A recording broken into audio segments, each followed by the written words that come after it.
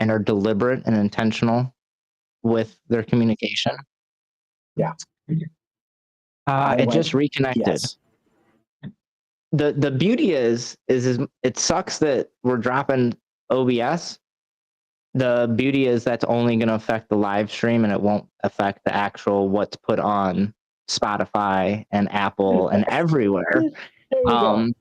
So everybody gets to watch the rest of it later. All that stuff you missed, great conversation. Yeah. Everybody should go back and rewatch it all, the whole thing. Yeah, stupid OBS. Nonetheless, it is what it is. Hopefully, I will be updating something in the next week because there's definitely a bug. But going back to like enthusiasm.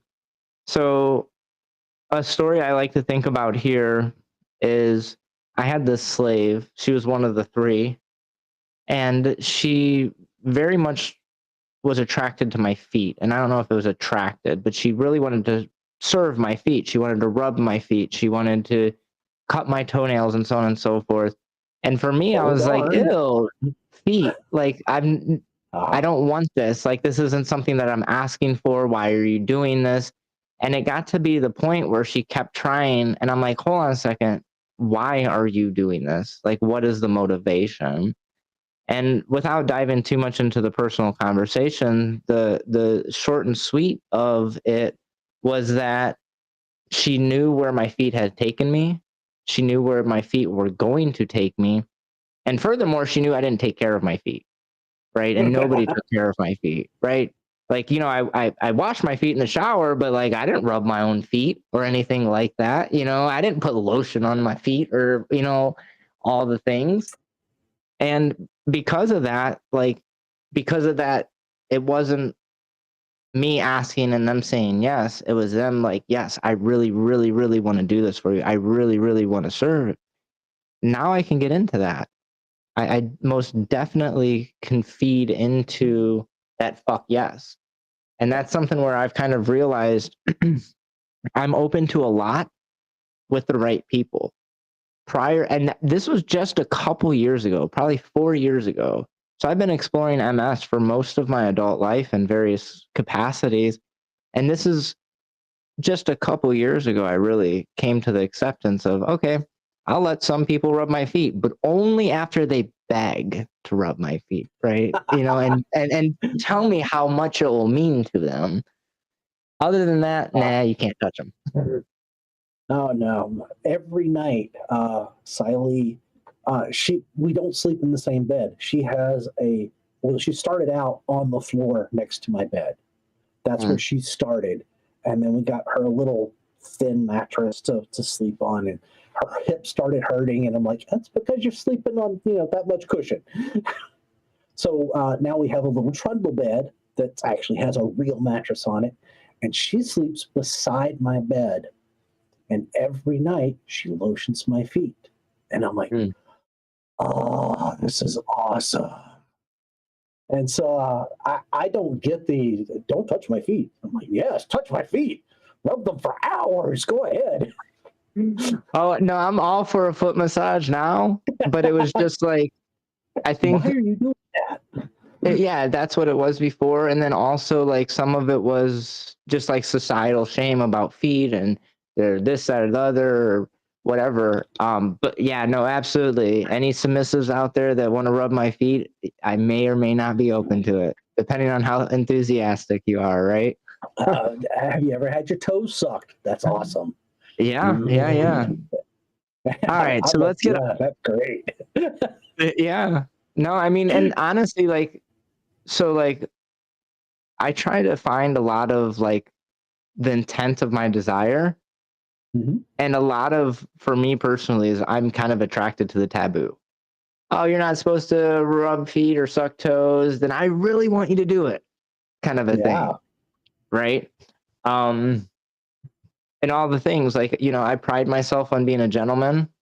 I pride myself on, being what I define as a good man or a good member of society. But at the same time, like the taboo is, I like to do evil stuff to beautiful people, right? That's right. I like to do mean things to people. Yes, I do. Now with consent, right?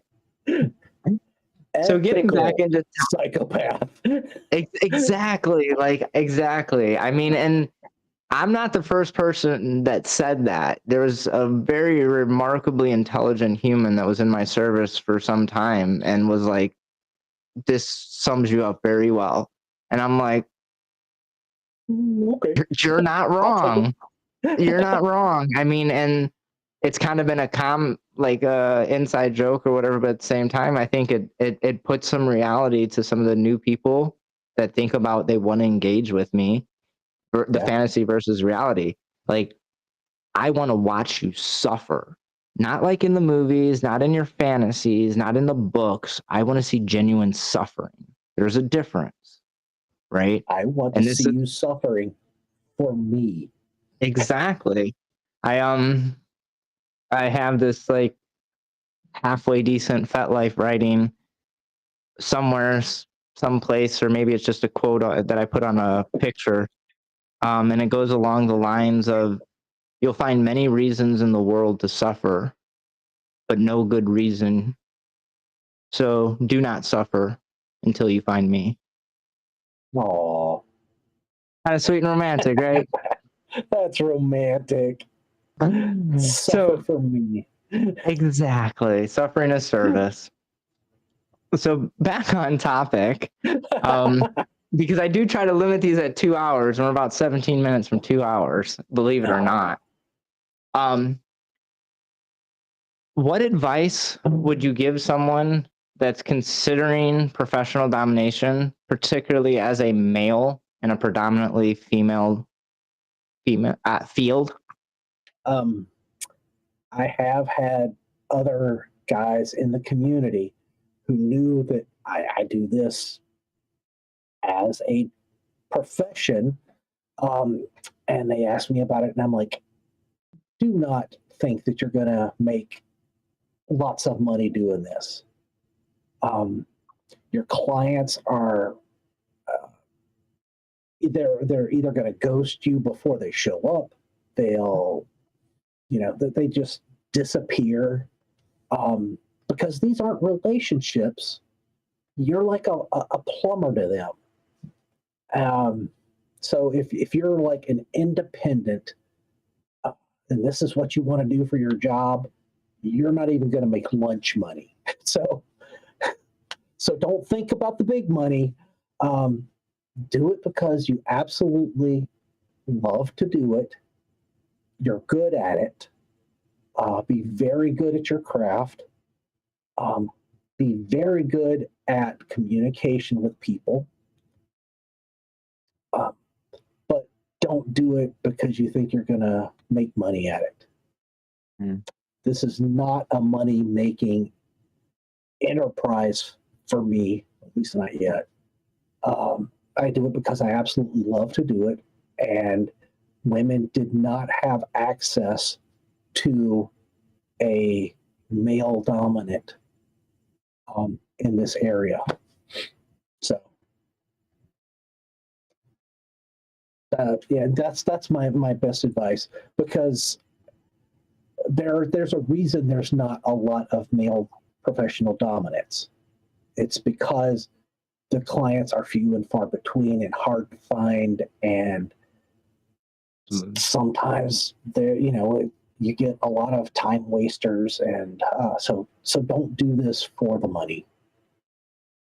Yeah, no, I agree on that. I mean, not as someone that's a professional dominant, but a professional photographer. I've while I make a couple bucks here and there, and I actually do okay when I do make money, it's few and far between.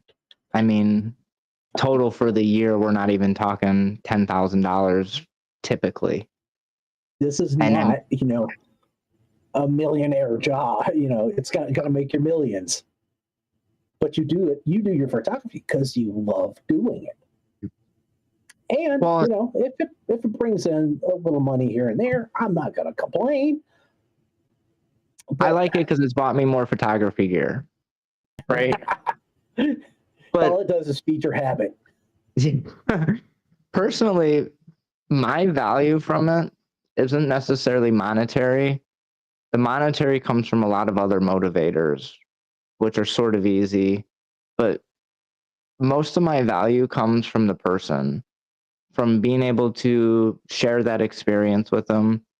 I am I tie a lot of mothers that don't feel beautiful, Yeah. and many times in my rope is the first time they felt like they were a beautiful creature again. Yeah. I And get that that is too. very rewarding for me. I get women of real shapes and real Mhm. different sizes. I have larger women who are like, you know what? Yes, we can find other dominants, but if you're young and pretty, you can find plenty of dominants to play with you. Um, my 55-year-old virgin told me, if you're young and pretty, you can dick is free. But if you're 55, overweight, um, and just a nerd, then you're not going to find quality men out there to play you. So that's why she hired Um, me. I'm gonna agree That's what she and told me. disagree. Okay. Oh, I'm gonna agree and disagree. Um, for me personally, like I get a lot of beautiful humans of all walks, shapes, and sizes approach me. And I'm just gonna go ahead and be an asshole for a moment. And you guys can go ahead and stop listening if you want. But the people that have all the access to the free dick, as you say, they don't appreciate the dick. Or You're they don't right. appreciate my rope because and I'm making a lot of judgments here, INTJ personality right here, that because they have the opportunity to get all of the dick or rope or ass beatings or whatever, they don't value it. For me Because it's personally, easy. absolutely. And this is where, like, me personally, I want to feel valued. I don't want to feel that I'm just an experience that you are entitled to my dominance. You're not. If submission's a gift, then dominance is a privilege. Yeah. And I don't appreciate the entitlement that I get from, if I'm just going to be honest, some of the young pretty crowd. And it's not even just the young pretty crowd, it's just the pretty crowd in general. And I can throw myself under the bus because while I never thought I was a pretty person, there definitely is a true thing to attraction bias. And I know definitively that I have had access to submissives solely based off of my physical attraction level. And Um, it's not really what I want. I'd rather want Dustin, you know? yeah. Yeah. So I guess going back to like the pretty girls, sure, you may be able to get free dick or free ass beatings, but it's surface level. It's not Yeah. somebody that's genuinely interested in you. They're only interested in your body. And that sort of brings up a what's the difference between a professional dominant session interaction and a lifestyle dominant interaction? That's a fairly common question that I get asked, and I'm like, yes, the professional side of it is transactional. You don't have to have a romantic. I don't have to meet their needs. I am there to meet their wants for domination, their want for authority exchange, or their want for an ass beating, or whatever that is, and I meet that.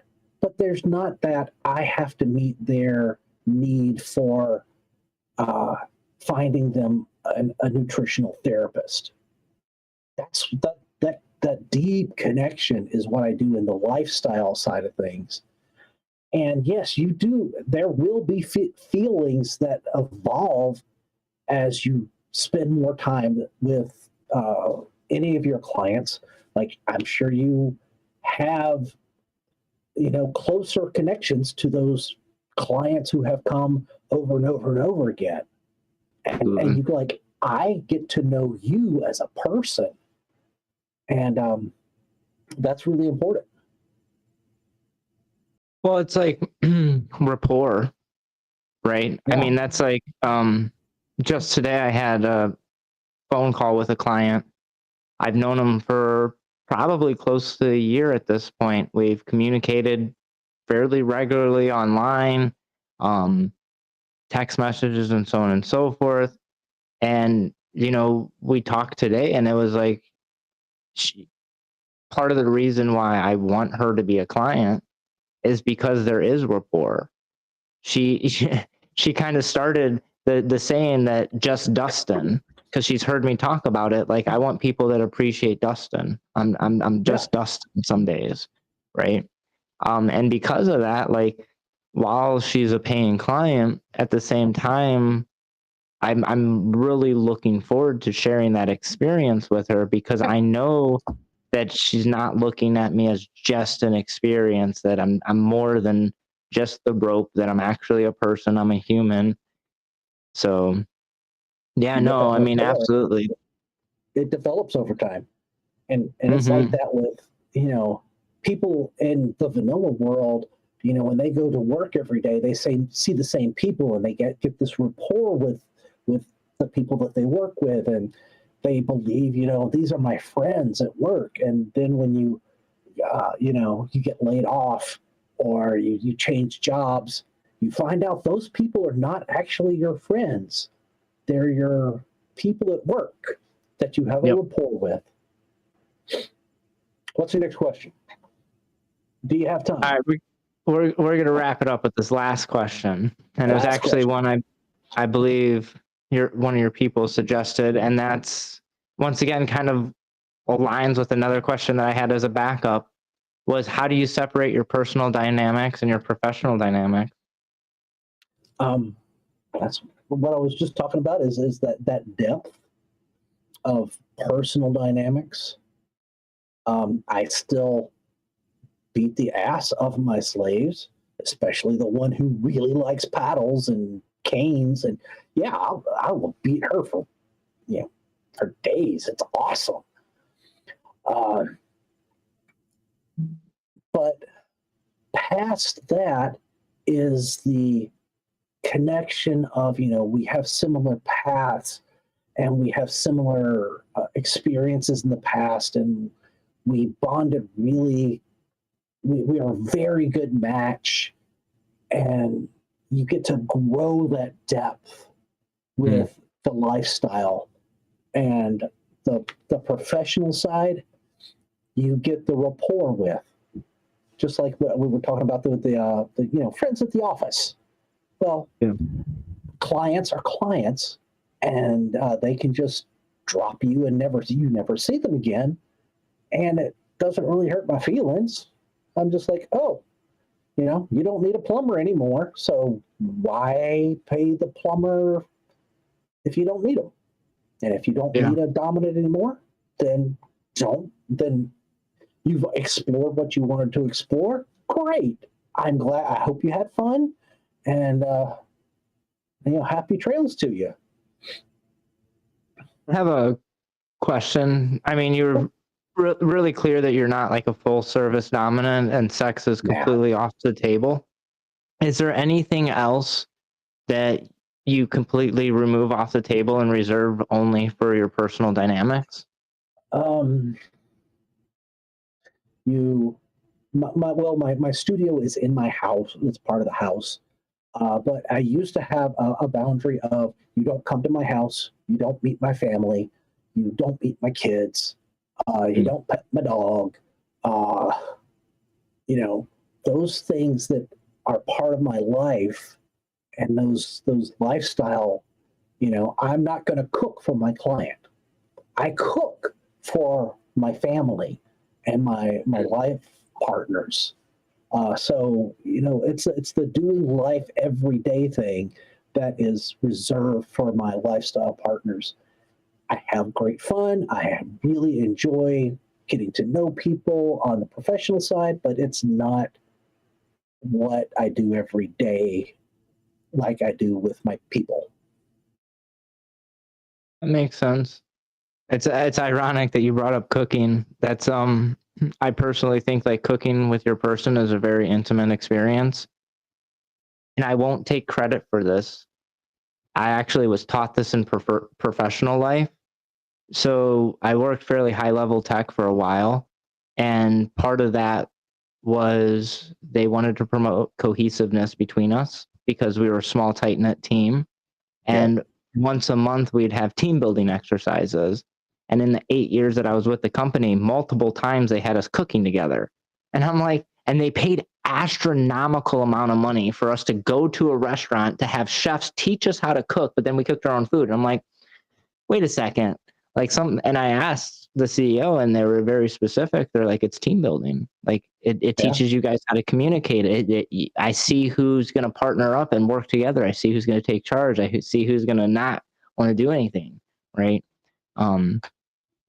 Yeah, no, I definitely enjoy cooking with my person a lot.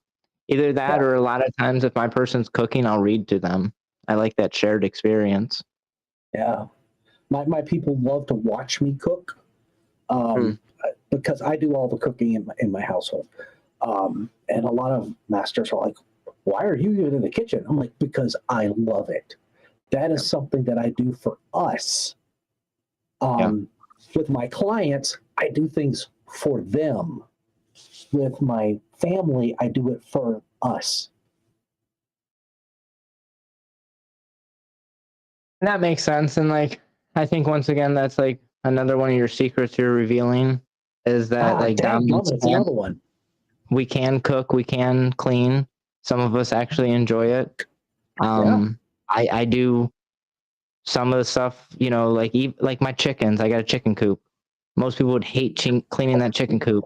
But you know what? It's such an easy task given my day-to-day task. Like it's very therapeutic for me. It's very relaxing and peaceful. And I'm over here just raking out chicken poop. I don't care. And honestly, I don't think a submissive will ever take that job from me. I don't think I'll allow it. I would gladly give that to anybody. I used to have 10 chickens. We got them right at the beginning of the pandemic. So we would have eggs, at least some kind of protein, because nobody knew, like, are we at the end of the world? We would have protein at least from chicken eggs.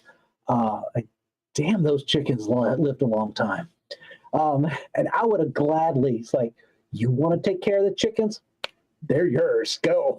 I don't know, like, when I first started, like, because I've had chickens twice. I got 11, 10 hens and a rooster. At first, it was like a chore. But then it was just like watching them doing some comical stuff, like jumping up to pick berries or whatever. Oh, yeah. And then it just got to be where it was just like, it was just a very simple moment in my life. And I don't get many simple moments. And it's just so simple. It sucks, but it's simple. And I appreciate Chickens it. are the simplest moment on the planet. It's chicken time. Oh, man. I'll get stressed out from computer work, and I'm not even joking. Like part of my like recentering at this point is I will go outside and I will sit on. I built a bench on my property across the creek, and it's directly across from the chicken coop. So I'll go out there and I'll just sit on the bench and leave my phone inside, and I'll just sit there and watch those chickens for about 5 or 10 minutes. And after 5 or 10 minutes, I usually don't even remember what I was stressed about. There you go. Like, chicken time. Chicken time. Nonetheless, let's get this wrapped up. What a great conversation. I cannot say how much I appreciate your time, your experience, your thoughts. I don't know if I appreciate you revealing all our secrets, but I guess it is what it is. That was not my plan. I did not, because like, I'm going to tell everything. I'm sure some brat probably put you up to it or something. I don't know. Nonetheless, in closing, any final thoughts that you'd like to share with us? Stay safe, stay kinky, follow your heart, do the things you love. Seems like a Do reasonable the end. people you love too. I like that, right? Any shameless plugs? I was going to go ahead and your website's already in the show notes, but I was going to go ahead and post it in the chat. Any other things It's you got easy. going on in classes? I'm Jareth McKenzie. I'm JarethMcKenzie.com, Jareth McKenzie at Gmail. If you find Jareth and McKenzie put together, that's me. Well, you would think that, but apparently Jareth McKenzie is also a professional baseball player. What? Yes. I have never found this guy. So if you go to Google, so if you type in Jareth McKenzie into Google, you'll find you, right? But if you type in JarethMcKenzie.com, you find Jared McKenzie, but it's not Jareth, it's Jared. Yes, right? it's Jared. There are lots of those. Yep. But as far as I know, I am the only Jareth, Jareth. Just like the Goblin King and Labyrinth, it's the same name. I actually had that name before Labyrinth came out. I stole it a year before that. So that's a different story. Dating you. Yeah, I know. Because if I told you where it came from, you'd go, oh. Fair enough. Well, I think it's time for us to say our goodbyes. I once again appreciate our conversation. Appreciate your time. You too. Have a good time. Thank you. All right. Until next time, guys. See ya.